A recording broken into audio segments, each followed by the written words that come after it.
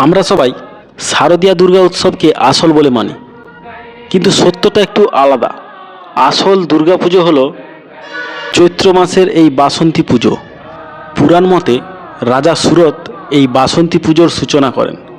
তখন ছিল সমাজে অশান্তি, দুর্ভোগ এবং দুষ্টু শক্তির প্রভাব। এবং ঠিক তখনই রাজা সুরত দেবী শক্তির আরাধনা করেন, শক্তি, শান্তি ও কল্যাণের আশায়। ঠিক তখন থেকেই শুরু হয় এই বাসন্তী পুজোর সূচনা। কিন্তু পরবর্তীকালে রামচন্দ্র সীতামাকে উদ্ধারের জন্য দেবী মায়ের অকাল বোধন করেন, আর সেই অকাল বোধনই আজকের শারদীয়া দুর্গা উৎসব নামে পরিচিত হয়েছে। তবে তোমার কোনটাকে আসল দুর্গাপুজো বলে মনে হয় কমেন্টে জানিয়ে যেতে ভুলবে না কিন্তু। আর এই রকম টাইপের ভিডিও দেখতে হলে আমার চ্যানেলটাকে এক্ষুনি ফলো করো।